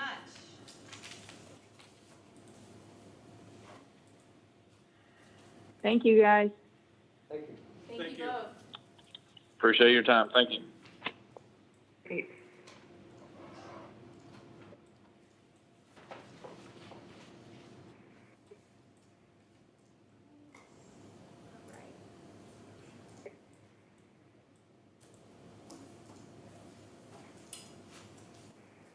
Ready for round 6? Sure am. Okay. I am admitting Jamie. Looks like he's the only one here. Good evening, Jamie. Can you hear me? I can hear you. Can you guys hear me? Awesome. Yes, we can. Welcome. All right. I think we got a couple other people going to join us, but if they're not in the waiting room, then we can proceed. Yes. Great. Jamie, I'm Katie. I'm the chair of the environmental board. If you would please give us an overview of your project and Absolutely. the zoning Absolutely. conditions. Anyway, I just thank you all tonight for having us. I know it's been a long evening. My name is Jamie Loyick. I'm a landscape architect with Hager Smith. I'm representing Wiggin Capital, who's the developer of the project. With us, I think it's Whit Brown, Al Goodrich, George Aiken, and Sharon Scroggin with Hager Smith is going to join us as well. So this is 3075 Lufkin Road. It's a 3-acre site that's currently zoned planned commercial conditional use. We are here tonight petitioning council to have it rezoned to light industrial. Light industrial will allow a self-storage facility. That's all we're asking for in light industrial. This is kind of a leftover site when it was originally approved, and there will be some. I think Sharon's. This a leftover site when the sheets was done, so we've got some shared RCA associated with that development. Just to let you know, self-storage facilities are fairly low impact use as it relates to energy use, water, and other utilities. They generate minor traffic, and the parking needs are very, very low. Be that as it may, it's still an impact, and that's what we're here tonight. So what we've offered, or trying to offer to you guys tonight to support the low impact nature, is that will provide interior lighting of the building. They'll be on motion sensors. The project will utilize LED lighting for the parking lot, have cutoff fixtures. We're going to introduce low flow plumbing fixtures for all plumbing fixtures in the building. Can you guys hear me? Yes. Okay. Someone just said if I can hear it. Okay. We'd like to limit parking to 15 parking spaces. We don't need a lot, but there is some transition usually on a Saturday or something, around that time when people are moving their items. And I bet she can hear. You guys took our thunder away with asking for solar panel because we want to provide that. And we're willing to do that based on your recommendation and based on our conversations on Monday. You didn't hear anything. You guys happy about that? That's good. And then we're going to preserve the existing tree canopy near the rear of the property. We've got a 50-foot undisturbed buffer, type A buffer. We're pretty heavily vegetated back there. DOT is, the land that they've got there for their interchange, that's also going to be, that's not going anywhere. So that's also going to be intact. So you're going to have a significant buffer to US 1 from our property. Obviously, we are in flux with the design. There's not much we can do, but we are looking at and negotiating with DOT right now on the design on 1010 Road. And the impacts it will have on our site and how we can, work with them to make a win-win situation for both projects. We hope. But they've been very, very receptive so far, and we're happy about that. So the other thing we want to offer up is that, we're going to provide drought-tolerant plantings, native to region, warm season turf. The other thing, I've got in here no irrigation, but we will have to have some type of irrigation that first year to get things going. So, but essentially we're following lead on that in that regard. This is old school, man. There's nothing wrong with that. Well, and you probably have to bring it up. Oh, I was going to. That was my intention. A big mouth of those lines. All right. So anyway, Wigan is committed to doing good design. We think, and we've already had a pre-submittal with planning and transportation and everybody else, and discussed. They felt that it was because it is. You guys can't hear me anymore? Now she's saying, give us a thumbs up. All right. If you see this. I take it you like what you're hearing. So that's good. So with that, like I said, we are still working on things and ironing things out. We do have some grade challenges. We will have a retaining wall. But ultimately, this is... Poor Megan. Oh, I feel like when you took this job, Megan, did you really know? Oh, It's the fun surprises that, keep you on your toes. okay, you guys can't hear me. All right, I'm going to call it in. Hold on. At least nobody's got a cat in here that'll run around, Or meow. or a little kid. This actually has some in-person meetings as well. When somebody asks a question, it's like. Oh, gosh, now we're going to have to explain when we lost them, which was like. With the very beginning. It's self-storage, they know that. Yeah. Right, a paragraph after it.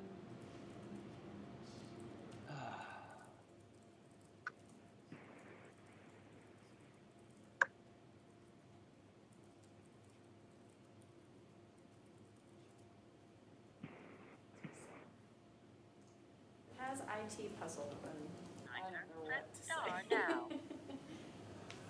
We're going through the motions. Can you guys hear me? So that site there has been, you can attest to this, that site has been submitted multiple times for different, it's been submitted for. Can you guys hear me? Daycare, it's been submitted for. It's been submitted for. Can you guys hear me? There's another one across the street that. Hello? Hello? Right. A few times. They haven't approved construction. I hear you, Jamie. So I hear you. I can hear both of you, so I think it's just the people in the room.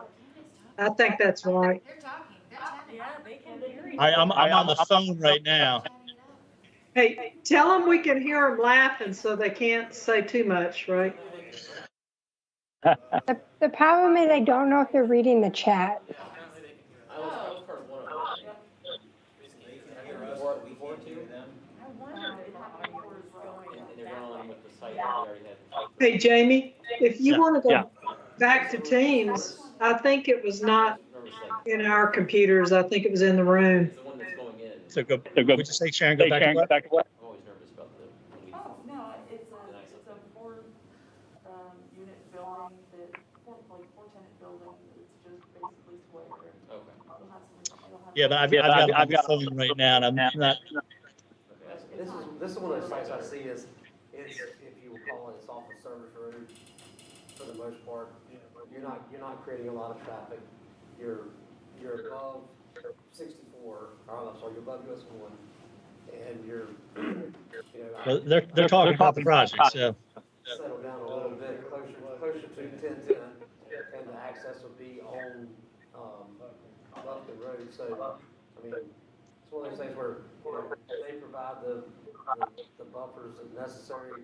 You got a NCDOT, separation on US 1, you got, I guess, NCDOT again on 1010, and then town Apex on Lufkin. It's, I don't have a lot, I have no issues. What in the world? With this site and it being, it's commercial. I'm not really sure what's going on. It's somewhat questionable. I don't know. It's breaking up. I mean, honestly, I also don't think they're looking at the chat. I've tried posting in there. I sent Megan and Shelly an email, so hopefully they read it so Okay. they know we can hear them. it's definitely a difficult site to develop. I mean, you got at the very base of that site where it tears back into US 1. That's kind of your lower part of the site, and then again, kind of where it comes back out to Lufkin Road, where I guess almost the full access road would be. Yeah, I can hear too. On Lufkin Road. Yeah, I don't think they're looking at the chat or their email. Just the speakers. Yeah. Here is the only thing. I think so, because it's, you can see that Shelley, there's speakers. I think something was muted when you were moving stuff around. I think I saw something that said muted. Something came up muted. Yes, I'm not sure what it was. I'm muted, and my speakers are off because otherwise we get feedback. Those are our microphones. Yeah. Right. And then the The speakers should be speakers- coming through Is the it audio through Bluetooth overhead. And what connects the Is it speakers? Bluetooth or how's it connected to you? Wi-Fi. I'm on the town's Wi-Fi right now. You can't get on it, you're not staff. Oh, But I'm just on the town's Wi-Fi. But what controls the speakers in this room? That computer thing, does? and then there's also a control center in there. And I have no issues with this. This is great. I'm glad you can hear us. He's playing around with the remotely right now. That's why I'm not touching it. He's messing. Who is this? Conrad, our IT specialist. I think Kim is writing to us now. They can hear the whole presentation.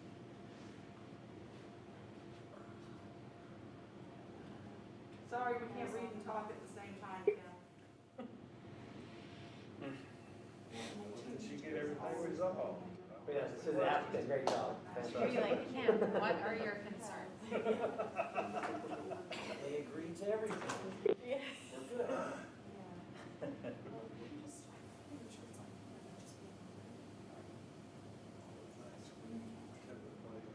for. Okay, And then some. 35K.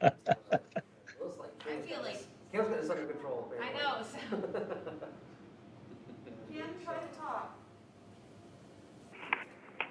Sometimes you just turn it on. Hey, can Kim, you're muted, but if you can try to unmute and talk to us, that would be great. Or If anybody. you can still hear us. Yeah, you're muted, but No. Can you, Jason's talking. can you type back to Kim, tell her unmute? Shelley, Yeah, can you he's type already back tried to Kim, turning it tell her on and unmute? off. I can in a second, I just have to talk. Oh, no, he just tried to talk, we can't hear him.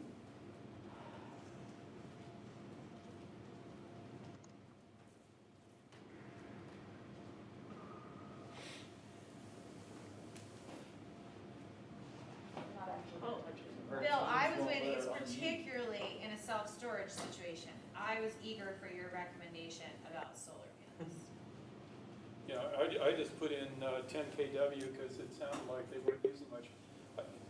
I mean, it's a big building. It's a big building. yeah, 10K is fine. But there's What? just worried about lighting, that's really. I'm sorry? Lighting is about all they've got. Yeah, and 10 kW, well, if they had, I didn't know whether they had AC also. Yeah, so lighting there too, I mean, if you got smaller units, they may not even have. All right, I'm gonna try and call in again. You know, a mixture inside if it's a smaller unit, so, I mean, there's a lot of variables to that, as far as having power in each individual door. Yes, understood. But a 10 kW unit is kind of almost standard for a reason. Jamie, remember to mute your teams if you're calling in. What's that? Yeah, I will. Yeah, mute your teams if you're calling in. Yeah. You might want to scale it up in terms of size. We got a development out on Holt Road to consider solar for just a few of their units, and that developer has really gotten into it. Is trying to promote it. Please enter a conference ID followed by pound. It's just good for the environment. So How does the whole thing everybody was feel about trying solar? get their attention. Sorry, that's right. And then when they realize it's a good deal, they'll move it on. If you're meeting organizer, Yeah, press I think it star is. now. I think it is. How does everybody feel about me pulling my chat thing Well, up? And then Excuse me, guys. This is Conrad at IT. You are now joining the meeting. Anybody who can hear me, will you tell me who you are? So can the people in the room hear me? Can people remote hear me? And members of the public who are I can hear you. I'm remote and I can hear you. see this screen. Yes, absolutely. Yep. They can, as if they had joined the Teams meeting themselves. Okay. So I know Conrad's It's on like- right now. I'm trying to get a read on who can't hear who. So I don't Sounds know to if me anyone in like the room can hear you. people in the room can't hear the remote people. Is that right? Yeah, the room can't hear. Remote people, yeah, remote can hear you. It's something to do with in the room. Yeah, okay. He actually manages to turn on regular You will get speakers. feedback from them as Okay, well. okay. So, Yeah, let's not do that. yeah, Yeah. it's terrible. Sorry, guys, chat it in. This guy on the lower right, the IT guy, who's really serious. No, Conrad's the one with the dog. Icon. Oh, okay. So what are the important points, though, that we need to hear from his presentation? That's what I'm curious Yes. about.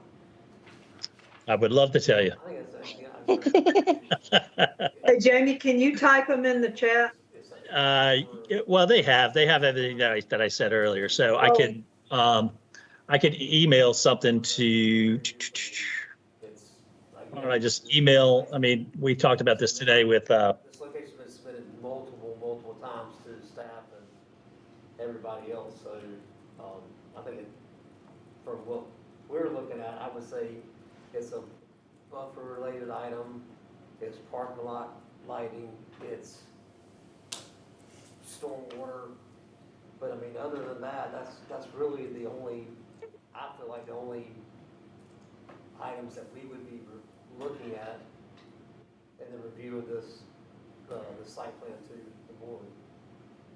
I feel like in staff comments, there was some stuff that I couldn't fully wrap my head around about this site being RCA for other places. So this particular project was built as what we call a common plan of development. There's a zoning condition for this project that included sheets. One of the parcels that now makes up Jordan Lutheran Church, and the piece that we were just talking about that basically has a pond on it and connects to sheets, that was also very challenging. And when sheets came in to develop, the zoning condition said the first site plan will set up the development overall and will set up the RCA. It's not exactly the language, but it's pretty close. And so Sheets was allowed at the time to basically push most of their RCA off onto these other parcels. And since Jordan Lutheran has developed, that's not Jordan Lutheran, that's, anyway, the church that's next door, I can't think of it right now. The other thing too is the realignment of Lufkin Road went through this parcel. And then when Sheets went in and the development along Lufkin Road, the alignment of Lufkin Road dropped down and went more in line with the exit ramp or the entry ramp onto US 1 northbound side. That's right. The old one. So this parcel really So they can't really Has shift been their split. RCA, is what I'm saying. They platted RCA for sheets on this parcel, and they can move it around on site, but there's no place That's to right. move it to another site unless they do off-site RCA, which is an option. It's just, I was letting them know that they can't, there's no other properties anymore to reduce it, so they'll have to either move it around on site, which is done by a replatting and is actually fairly simple. It's something that we do online. Okay, It's just we have to make sure that the numbers match, okay. and it's not necessarily 20% of this site. It's 25, the whole thing had to provide 25% of an overall, at the time, it was 25% of all 4 parcels. Okay. And it wasn't just this property that got some of that RCA pushed onto it, it was this one, the one across the street, and then part of the church. Just out of But it's just curiosity, basically saying, they're going to have to meet whatever RCA amount has already been platted on that site. They'll have to meet that number, which is a little more than what we currently require, or they can provide some off-site RCA to do that. So it's just more of an FYI for them, because that is one of the things that makes this site and the one that we're talking about across the street very challenging.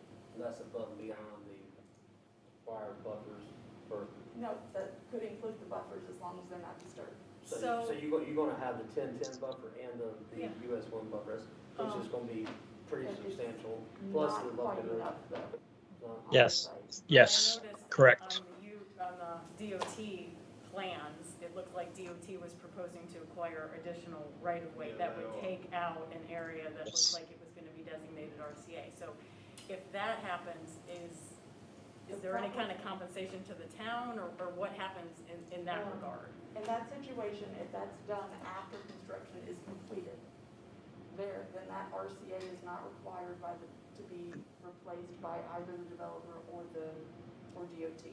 So it's just If lost DOT to the town? It is just lost. Okay. So If that goes back DOT to this, acquires that before construction is done, Uh-huh. then whoever develops on what's left of the site will have to provide us RCA on that site that meets our standards, or provide us with off-site RCA that meets that minimum requirement. Okay. Can you guys hear me? Apex site that we were Yes, talking All right. you're We very back in quiet, business? though, but we'll about, fix where that. DOT eventually will be carrying, Laura Duncan across the train track in Old Apex. It's kind of the same thing there, where they'll be acquiring buffers and so forth, so how does that affect that site? Can you guys hear me? The same way. If you speak very loudly, please. Can you hear me? We can, but you're soft. I think Conrad's about to turn it up. All right. That's gonna fix that. The old alignment in Lufkin it looks like it's just north of this. Who owns Yes. that? So the old alignment of Lufkin always came to the base of the bridge where the abutment is. Yeah, NCDOT owns that, and they're not giving it up. Yeah. and that becomes their RCA in effect? No, they don't. They don't have to do RCA. NCDOT doesn't have to do anything No, with that ever. I know. They can hold on to it All forever. right, try a volume check again for the people in the Can room. you guys check volume? It Hey. Any sound? Hi, Jamie. reduces this parcel by. Are we back? Indeed. Did you ever have us? We did, right up until. Where'd I leave off? Service storage, and then it stopped. If you don't mind, please, starting at the beginning. Yeah, I'll start it. Sure, not a problem. No problem. All right. Thanks for having us, guys. So just to give you a big synopsis of the property itself, 3075 Lufkin is a 3.0 acre site, currently zoned planning commercial and planning commercial conditional use. We're petitioning to have it rezoned to light industrial. This is going to allow us to do self-storage. This is kind of a leftover parcel from when Lufkin Road was realigned, and the Sheets store went in, and a couple other, basically were subdivided. In general, storage facility, we did have a pre-submittal meeting with the planning and transportation, discussed that this, based on what was left over with this site, that this could be a viable use since it's fairly low impact on utilities and fairly low impact on traffic and parking. And obviously, self-storage facilities by nature are pretty low impact from an energy perspective and utility perspective.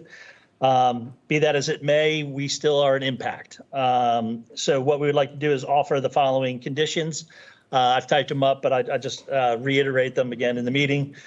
Interior lighting will be LED and will be on motion sensors. Project will utilize LED lighting in the parking lot. We'll have cutoff fixtures. The plumbing fixtures will be low flow plumbing fixtures throughout. We want to limit parking to 15 parking spaces. This will reduce our stormwater impacts. You guys beat us to the punch, but we do want to offer out a solar panel on the roof. We think that's a great idea. We talked about that on Monday, and we saw that it was one of your recommendations today. So we are going to be, this is a pretty significant preservation of the existing tree canopy. We've got a 50-foot undisturbed type A buffer. It's part of our RCA requirement. Some of the RCA requirement from the sheets when it was originally developed is also on this parcel. So we are working out all the details because it's kind of a moving part since we also have DOT. We have some right of way that we've got to dedicate for their crossing of US 1. They've got a design. We are working with DOT in regards to that and hope, and they've been very receptive to some of the things we've been talking about to limit the impacts to the site. We are also offering up our landscape to be drought tolerant, warm season turf. And, you know, I added in there no irrigation, but I will say that we're going to need some irrigation that first year, at least. So in a nutshell, that's what we're proposing. Like I said, we haven't gone into full design yet. This is got some significant slope on this site. We will have retaining walls. We are going to provide a significantly large buffer on the back of the property. Also, the DOT, their on-ramp, you're going to have an extra buffer behind that. Not that we're taking credit for it, but that will limit exposure to US 1 from the site. So you're going to have a pretty dense and deep buffer to US 1 on the site. And stormwater, we're working on that to look at ways to do, we had thought that some of it was going to be handled across the street, that it was designed for it, but we've got a little bit to do on our site as well.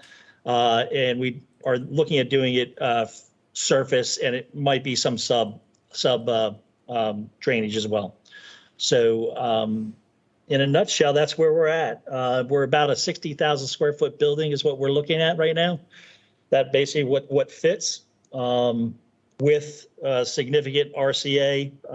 We're required to do 1.54 based on what the sheets, trading off the sheets. And so it's a significant amount. Plus, we're going to be dedicating right away as well. So the good portion of the site will remain intact and preserved. So I'll open it up for any questions. Thank you. Does anyone have any questions? Yeah, on the lighting, would y'all be receptive to making sure that your outdoor lighting is shielded and you reduce the blue light, and instead of 3,500 Kelvin, limit the color temperature to 3,000 Kelvin? 3,000? Yeah, we could do that. I don't think that's doable. We're not going to there won't be a lot of lighting on this site either. Right. But yes, we will certainly provide that.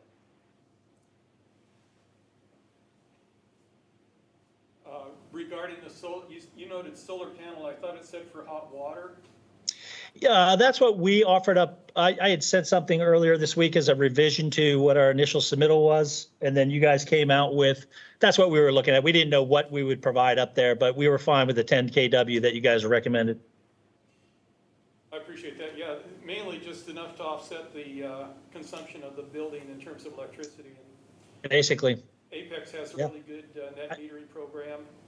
Yeah, and keep in mind, like I will say, the energy uses on these buildings, I mean, the lights are off unless someone's in there.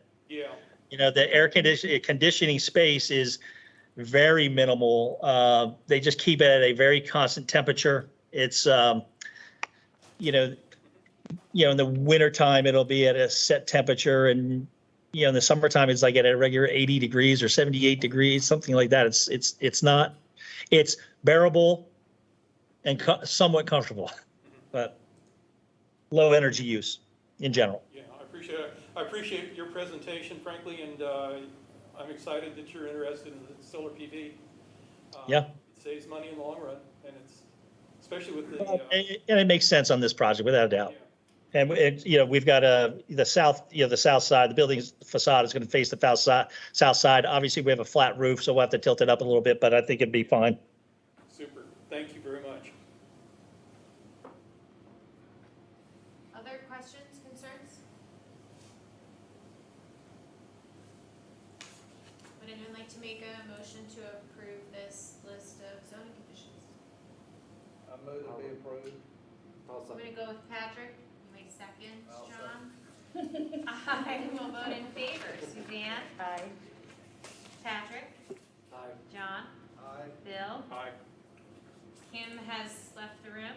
Marilee? Yes, aye. Great. Thank you very much. So approved. All right, great. Thanks, guys. Thanks for your service. Thank you. Thank you for your patience. No worries.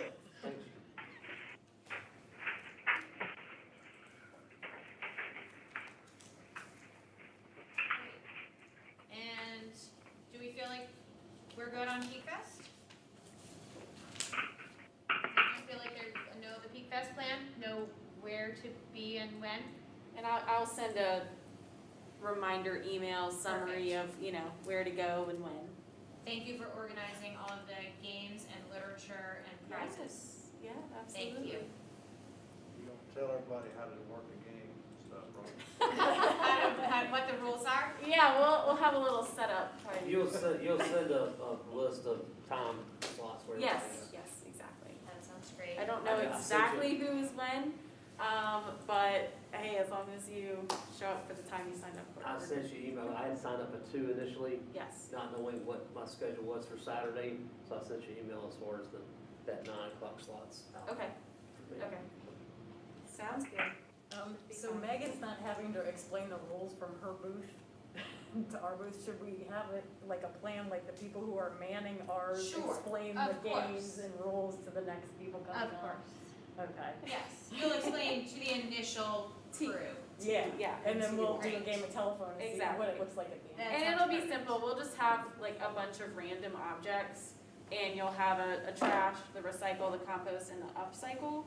And so kids or adults can go and, add it to the right bin that they think, and there's a correct answer, and maybe they get a prize either way, just for participating. But the upcycle bin I'm excited about because, we could put a plastic water bottle in there, and they might decide to recycle it, or they might decide to put it in the upcycle bin and create like a bird feeder or something. Yeah. So Everything's kind of eligible for upcycling, right?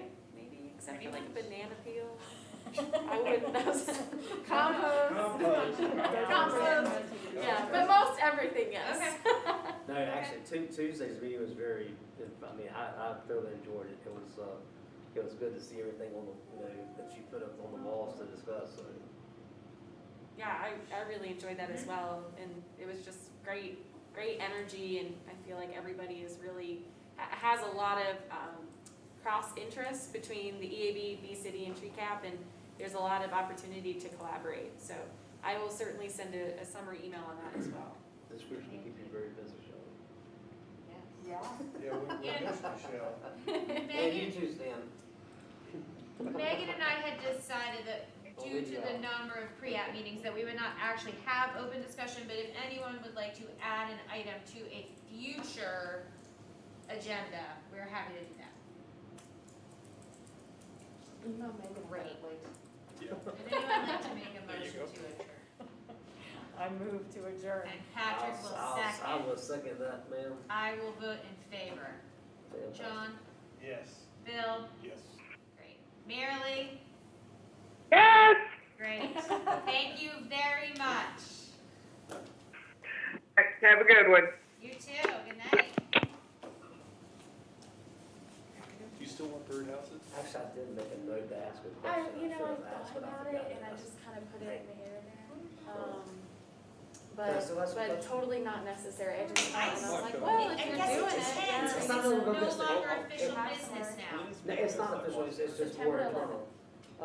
Just like, so when you asked about the parking next to the stormwater pond, what was the question there? Like, Yeah, if there's curb and Okay. gutter Awesome. that's installed okay, versus. no pressure if it I doesn't. mean, yeah, I guess the curb and gutter is gonna keep all the junk that drips off I the mean, car. Well, it's just one, it's just, all that's gonna, Yeah, that's what tear to a and box. we can hand And them out then as tear it all prizes in as one well, spot or versus giveaways, if it's just whatever you in want. a pavement Yeah, and it runs across a grass area or a landscape dead area. I was just curious as to your question with a stormwater pond being adjacent to parking and parking facing the I mean, pond. like, I understand, like, gas stations are designed to capture oil and all the stuff that runs off Everything. cars. Yeah. But when you're putting cars next to a pond, it doesn't necessarily have those same